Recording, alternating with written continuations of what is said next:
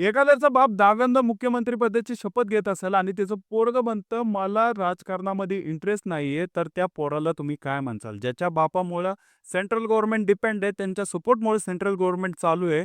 त्या बापाचं पोरगं म्हणतं, "मला राजकारणात इंटरेस्ट नाही." राजकारणी ज्यांच्या पाया पडतात, अक्षरशः त्यांना फिक्स मुख्यमंत्री म्हणून नेमणूक केली जाते. असे बिहारचे मुख्यमंत्री नितीश कुमार यांचे सुपुत्र निशांत कुमार.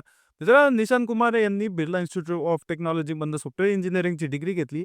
त्यानंतर नॉर्मल आयुष्य ते जगले. 50 वर्षाचे ते आहेत. 1975 साली त्यांचा जन्म झाला आणि या 50 वर्षामध्ये मित्रांनो त्यांनी एकदाही विचार केला नाही, की मला राजकारणात यायचंय.